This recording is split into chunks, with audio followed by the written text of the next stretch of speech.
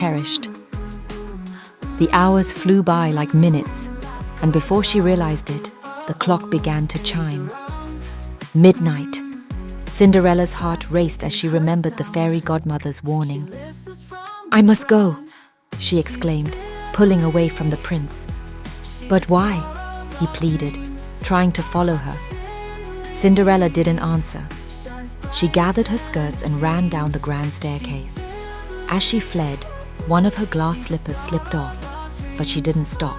She reached the carriage just as the clock finished striking 12. The magic disappeared in a flash. The carriage turned back into a pumpkin, the horses into mice and her gown into rags. Breathless, Cinderella hurried home, clutching the memories of the ball close to her heart. For the first time, she felt hope. The next morning, the palace was abuzz with the prince's announcement. He would marry the girl whose foot fit the glass slipper left behind at the ball. Couriers were sent to every corner of the kingdom with the slipper, and the prince himself accompanied them, determined to find her. Word of the prince's search reached Cinderella's home. Her stepsisters were ecstatic, convinced one of them would marry the prince. They spent hours preening and practicing their curtsies. Meanwhile, Cinderella quietly kept to her chores, her heart filled with a mix of hope and doubt. Could the prince truly be searching for her? When the royal procession arrived at their house, Cinderella's stepmother was ready. She flattered the courtiers, ushering her daughters forward to try the slipper. The first stepsister shoved her foot into the delicate shoe, but it was too wide. The second stepsister strained and pushed, but her foot was too long. They both scowled in frustration.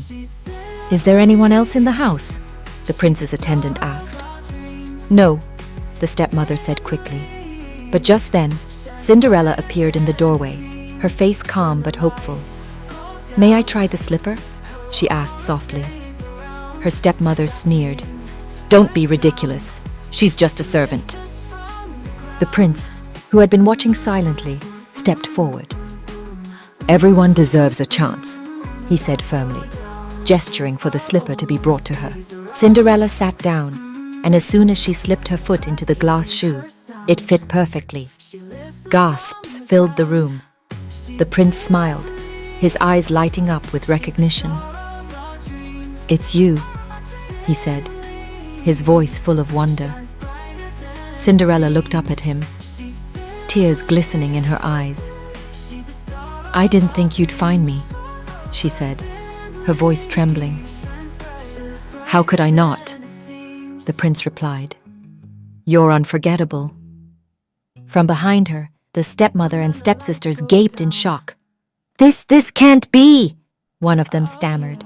The prince ignored them, taking Cinderella's hand. "Come with me to the palace," he said. "Be my princess." For a moment, Cinderella hesitated. She turned to her stepfamily, who had treated her so cruelly, but instead of anger, she felt pity. "I forgive you," she said gently, surprising everyone. The prince smiled at her kindness. "You truly are remarkable," he said. Cinderella went to the palace, where preparations for the wedding began immediately. She was reunited with her fairy godmother, who appeared to bless her union with the prince. The wedding was the grandest the kingdom had ever seen. People from every village came to celebrate. Cinderella, now dressed in a gown even more radiant than before, felt a deep sense of peace and happiness as she walked down the aisle. The prince vowed to love her forever, and Cinderella promised to cherish the life they would build together. They lived in harmony, their castle becoming a place of kindness and joy. As for Cinderella's stepmother and stepsisters, they were humbled by her forgiveness. Over time, they learned the value of kindness and sought to better themselves. And so, Cinderella's dream of a better life came true, not just for herself, but for everyone around her. Thanks for watching.